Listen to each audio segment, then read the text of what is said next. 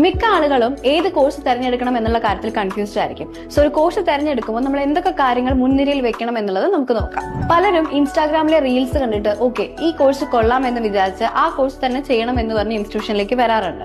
പക്ഷെ ചില ഫാക്ടേഴ്സ് നമ്മുടെ മാച്ച് ആയിരിക്കില്ല ആ കോഴ്സ് ചെയ്യാൻ വേണ്ടിയിട്ട്. അപ്പൊ നമ്മൾ ഫാക്ടേഴ്സ് എന്ന് പറയുമ്പോൾ ആദ്യം നമ്മൾ ചെക്ക് ചെയ്യേണ്ടത് നമ്മുടെ ക്വാളിഫിക്കേഷൻ ആണ്. ചിലപ്പോൾ നിങ്ങളുടെ ക്വാളിഫിക്കേഷൻ +2 ആയിരിക്കും. അപ്പൊ നിങ്ങൾ തിരഞ്ഞെടുക്കേണ്ടത് +2 ക്വാളിഫിക്കേഷൻ ആണെങ്കിലും കുഴപ്പമില്ല എന്ന് പറഞ്ഞെടുക്കുന്ന ജോലികൾ തരുന്ന കോഴ്സസ് ആയിരിക്കും നിങ്ങൾ എടുക്കേണ്ടത്.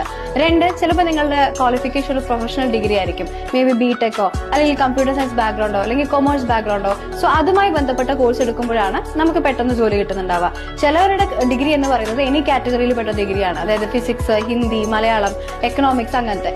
അങ്ങനെ ഇരിക്കുമ്പോൾ ഏത് ഡിഗ്രിക്കാരെ എടുക്കാൻ പറ്റുന്ന കോഴ്സ് വേണം തിരഞ്ഞെടുക്കാൻ വേണ്ടിയിട്ട്. കാരണം ഈ ഫാക്ടറാണ് നമ്മൾ ആദ്യം നോക്കേണ്ടത്, നമ്മുടെ ക്വാളിഫിക്കേഷൻ. സെക്കൻഡ് നമ്മൾ നോക്കേണ്ടത് നമ്മുടെ ഫ്രഷർ ആണോ എക്സ്പീരിയൻസ്ഡ് ആണോ. ഫ്രഷർ ആണെങ്കിൽ ഫ്രഷറിനെയും കൂടി എടുക്കുന്ന ജോലികൾ തരുന്ന കോഴ്സുകൾ എടുക്കുക. എക്സ്പീരിയൻസ്ഡ് ആണെങ്കിൽ നിങ്ങൾ എത്ര വർഷം ഏതിലാണോ എക്സ്പീരിയൻസ്ഡ് ആയിരിക്കുന്നത് അതുമായി ബന്ധപ്പെട്ട് വേണം കോഴ്സ് എടുക്കുക. ഇവിടെ നിങ്ങൾ ക്വാളിഫിക്കേഷൻ നോക്കരുത്. ഇവിടെ നിങ്ങൾ നോക്കേണ്ടത് നിങ്ങളുടെ ലാസ്റ്റ് വർക്ക് ചെയ്ത എക്സ്പീരിയൻസ് ഏതിലായിരുന്നു എന്നുള്ളതാണ്. അതുമായി മാച്ച് ചെയ്തിട്ടുള്ള കോഴ്സ് വേണം നിങ്ങളുടെ പ്രൊമോഷന് വേണ്ടിയിട്ടും അല്ലെങ്കിൽ നിങ്ങളുടെ ബെറ്റർ ജോബിന് വേണ്ടി നിങ്ങൾ തിരഞ്ഞെടുക്കേണ്ടത്.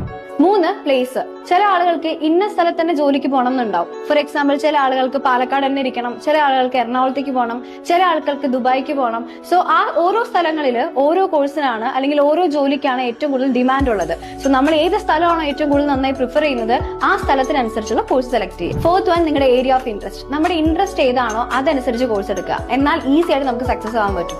ചില ആളുകൾക്ക് വരയ്ക്കാൻ കഴിവുണ്ടാവും. So interior, graphic, fashion designing അങ്ങനത്തെ കോഴ്സ് എടുക്കാം.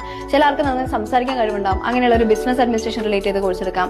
അങ്ങനെ നിങ്ങൾ ഡയറക്റ്റ് ആയിട്ടുള്ള ഒരു ഇൻസ്റ്റിറ്റ്യൂഷനിലേക്ക് പോകുമ്പോൾ പ്രൊഫഷണൽ ആയിട്ടുള്ള കൗൺസിലേഴ്സ് നിങ്ങളുടെ സ്കിൽ എന്താണെന്ന് മനസ്സിലാക്കി ആപ്റ്റ് ആയിട്ടുള്ള കോഴ്സ് തരും. സോ 4മത്തത് ഏരിയ ഓഫ് ഇൻട്രസ്റ്റ്. അപ്പൊ നിങ്ങളുടെ ക്വാളിഫിക്കേഷൻ, നിങ്ങളുടെ ഏരിയ ഓഫ് ഇൻട്രസ്റ്റ്, നിങ്ങൾ ഏത് പ്ലേസിലേക്ക് ജോബിന് പോകുന്നത്, എത്ര മാസത്തിൽ നിങ്ങൾക്ക് ജോബിലേക്ക് കയറണം എന്നുള്ള ബേസിൽ നിങ്ങൾക്ക് ആപ്റ്റ് ആയിട്ടുള്ള കോഴ്സിനെ കുറിച്ച് അറിയാൻ വേണ്ടി ICSന്റെ താഴെ കാണുന്ന നമ്പറിലേക്ക് ഉടനെ അപ്പോയിന്റ്മെന്റ് എടുത്ത് നേരിട്ട് മീറ്റ് ചെയ്യാം. Thank you.